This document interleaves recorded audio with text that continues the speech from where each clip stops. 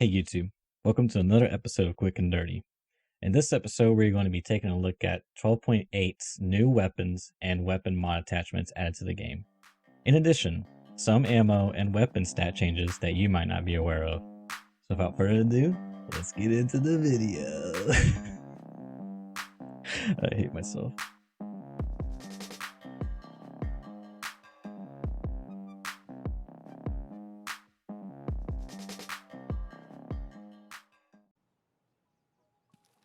Alright guys, I'm in the woods map and I just want to show you something really interesting I found when testing out the SV98. So the Mosins and maybe possibly the all bolt action rifles, they have like this delay that they added a while ago to where you couldn't like quick scope and just like Mosin people up close. And I tested the SV98 because I thought maybe that this wouldn't apply to it, but as you can see here, it kind of feels like it's doing the same thing, right? I'll switch back to the Mosin to show an example. It's kind of got like a delay on it. So what I thought is like maybe it's tied to the iron sights, right? So I'll go ahead and take off the rear iron sight on the Mosin. And we switch to this. So we have to go through the animation. So it's still kind of slow on the Mosin, right? And let me find a new spot to shoot. So I want to see if it's going straight or not. Let's do this would work. Get a little bit of distance. That's probably good. So it kind of went to the left there. I don't know if you noticed that. Right, and you can kind of see it when I aim down the sights. I'm like aiming off center for some reason. So now if I switch to the SV98, it feels a lot faster. I don't know if it's just because the sight picture is clean or what, but it just feels really good, right? So I'm going to take a shot here. And I mean, that is right on, like just right above the little notch there. Let me get it into a brighter, more exposed area. I like this spot. I tested it earlier. Let's aim up high this time. So again, just right on there. And if I switch to the Mosin, it's like kind of off and to the left. I don't know if you could see that there. So this makes me think that SV98 will just be a better Mosin, honestly, because you have a 10-round mag, right? And it's cheaper than a Mosin, so why not just use this, especially since now they took off the delay. So with the patch, guys, what they did is they took off the trigger delay for the SV98, which was really annoying before because it made really hard to line up your shots and time it properly. And it's a huge buff to the gun. And I think it will become way more popular, especially as just like a general budget gun or even just for doing your quests. So what's interesting here is you actually unlock a barter trade at Prepper level 2 for this gun. But it does require 4 Marlboro cigarettes. Now, this really isn't a problem currently, but when the next wipe happens, these cigarettes are actually kind of useful to hold on to, not only for the quest, but in general just to barter with, because one of the gunsmith quests, I believe it's like gunsmith 3 or 4, you actually need this barrel here, which requires 4 Marlboro cigarettes. So I don't think this barter is actually going to be any good, just based off that alone. But at level 3 prepper, which isn't really that hard to get, you unlock the rubles purchase. So that's really interesting to me, because I think this gun is actually just a much better Mosin, like a much better Mosin. So one of the things we can kind of think about here is you also get the SVDS, which, as we all know, is just a beast of a gun. However, it's much more expensive, and modification wise, we don't really get access to like a suppressor, right? Because I think that's behind Mechanic 3, which is a much higher level requirement to unlock. So the SV98, however, we already unlocked the suppressor and the thread adapter for it, I believe. Let's double check here. So we got the suppressor. It's kind of expensive. It's definitely not cheap. It might be cheaper on the flea market. We'll see how the market changes will affect if there's a lot of demand for this gun, which I suspect it will be in much more demand just based off the fact alone that is no longer has the trigger delay on it. So let's see here. Let's go to functional mods. We are looking for, there it is. Yeah, thread adapter. Yeah, that's what we want. So I'll show you a build real quick. Let's take this Mosin here, or this SV98 rather. So this is just a stock standard SV98, right? And if we look at the parts here, let's go ahead and jump into edit preset.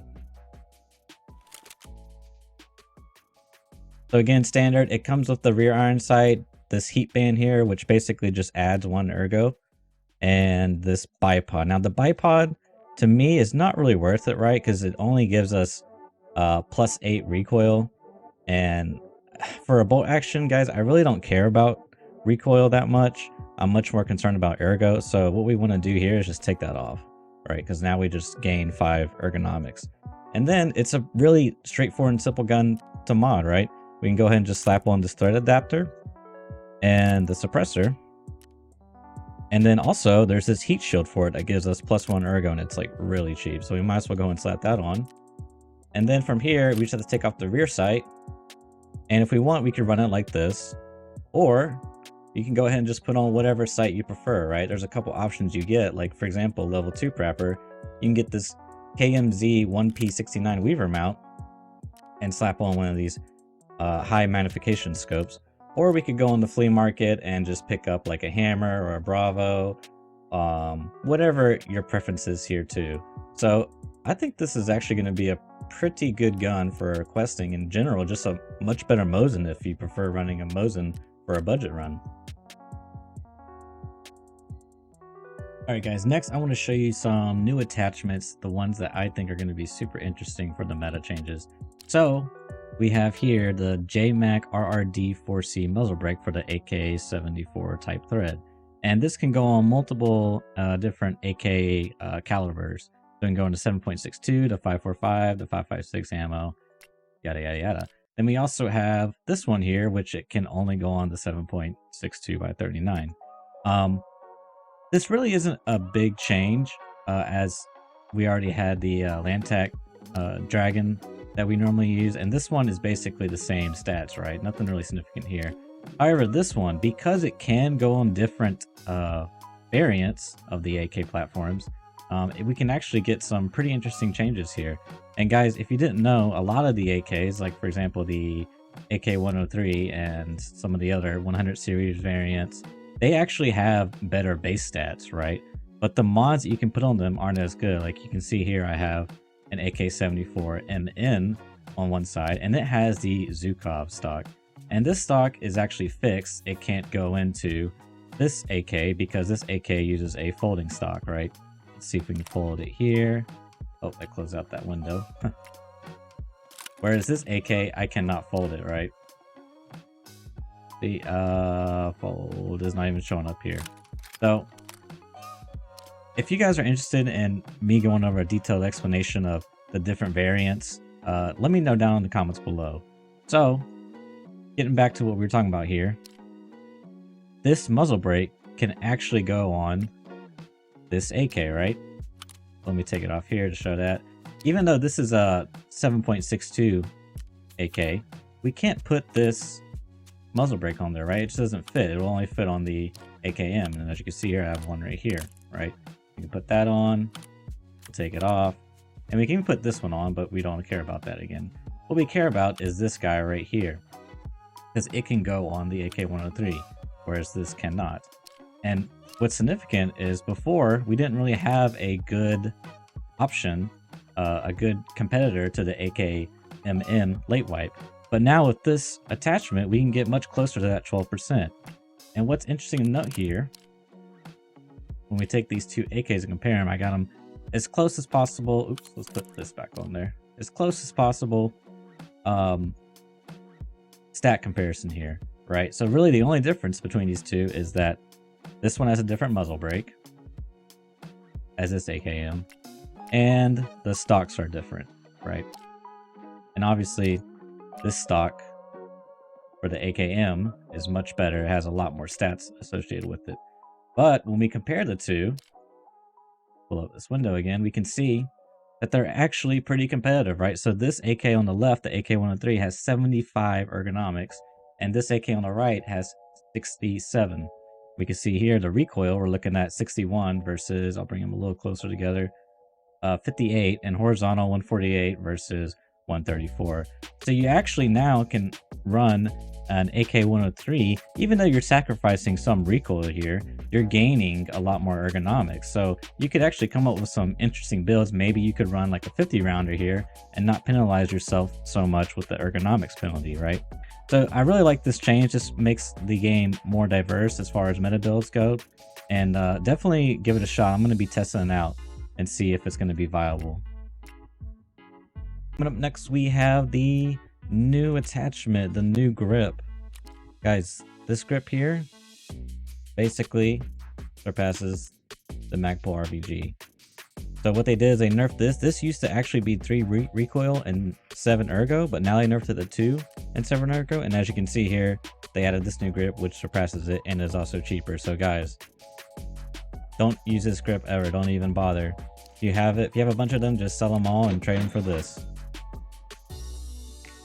All right, guys, I'm really excited for this new gun. This gun is awesome. So its stats right now, well, in the current wipe cycle, it's really not that great of a gun, right? It's single fire. It's basically just a worse MDR. Sorry, 308 MDR.